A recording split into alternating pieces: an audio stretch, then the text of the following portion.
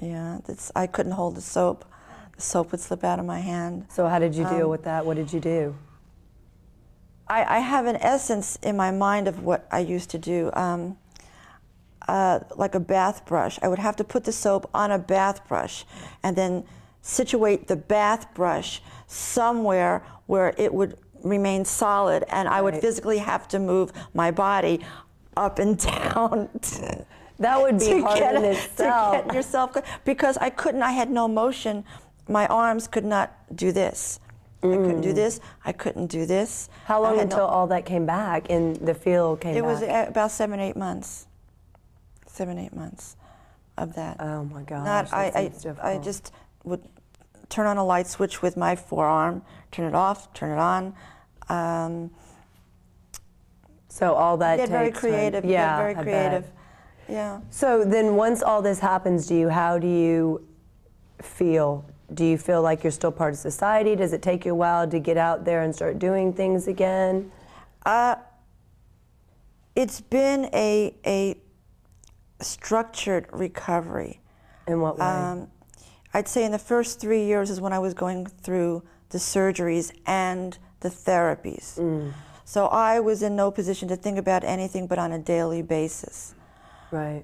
Because physically my body was not back to any kind of normalcy.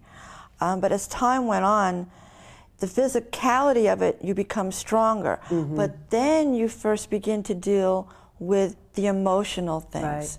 So you weren't dealing with any kind of emotional things in the first 3 years? No, because you're so physically incapable. That's uppermost what's, what you're trying to get through.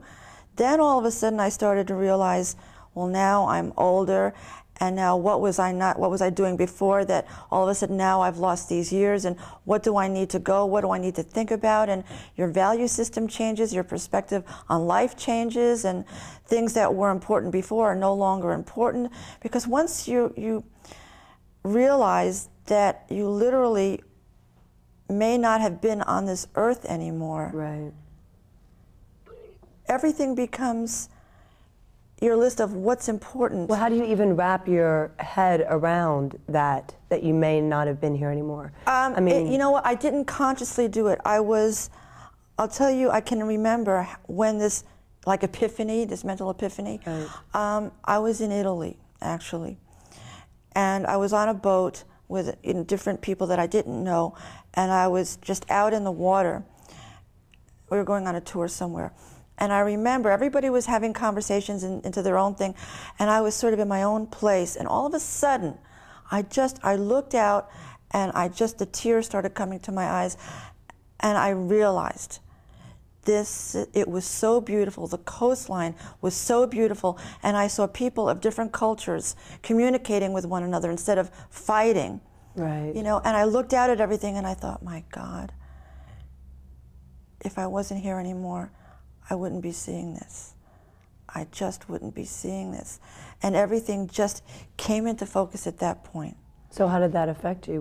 Did you change something? I just became, things that you, like on a daily basis, this one has a problem with their boyfriend or their mother or their job or it's money or whatever. I'm not saying that they're not realistic problems, right, but the degree in which you handle them or give time to worry about them or be concerned about them gets put into its realistic slot, because you realize, you know what, it's important, but it's not that important for me to take the time to get all bent out of shape. Right.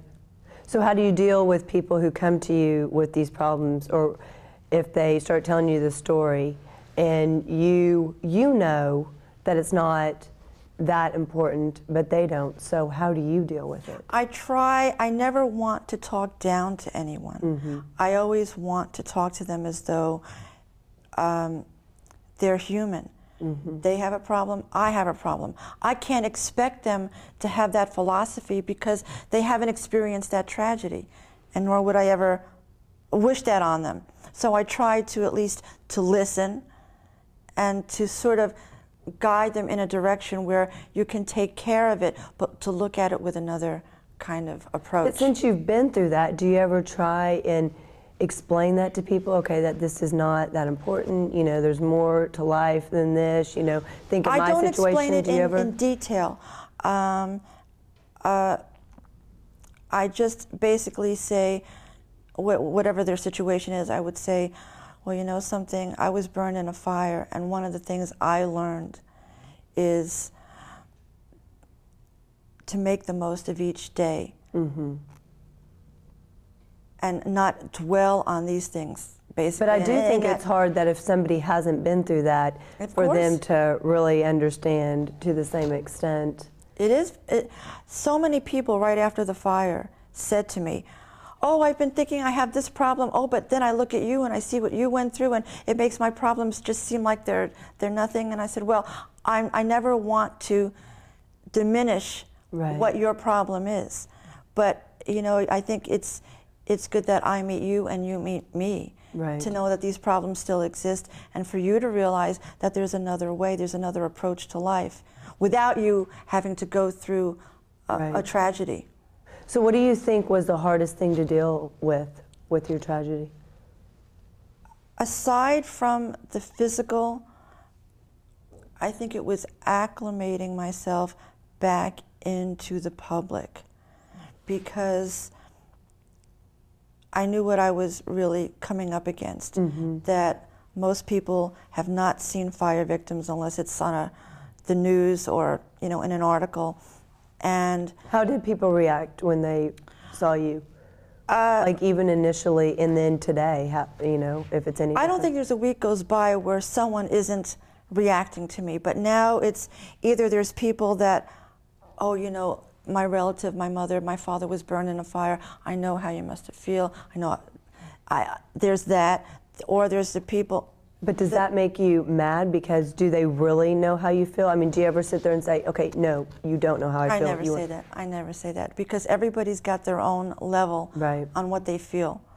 So all I can hope for is that they have an understanding of how it felt. Right. Well, it sounds like all the negativity, all the negative thoughts and everything, you don't have any of those. No, I don't. I really don't. Because I think a lot of people would tend to say, okay, but no, you don't know how I feel. Okay, no, but, you know, and you don't have any of that. Or unless you're just past all that stage. Did you have that at any time? You know what? I really didn't. I really didn't have that feeling. I'm not, because that in itself would say that I was an angry person. Right. I'm not. I don't think I ever was an angry person. I was angry with myself. I was angry of what I had to deal with, because I wanted to get on with my life. So I was angry that it was sort of like getting in my way. Right. Or that maybe it took up too much time. Were you angry about that? The time? Truthfully, I wasn't even thinking about the time. It was, you go to bed one night when you're a fully functioning individual, and you wake up the next morning, and all of a sudden you're lying in an intensive care, not knowing whether you're going to make it through the day. And I don't care who the person is. I'm sure there are other people that have gone through other circumstances where that in itself will force you. It will force you in its own right to look at yourself and change, you know, without me having to be angry at anybody. You know, I didn't want to go that route. Whatever happened, this was under suspicious circumstances. Whatever happened, that will be taken care of by... So you weren't trying to blame someone? Never, never, never. How did you make it through the time in the hospital, intensive care? I mean, were you thinking of someone or something, or...?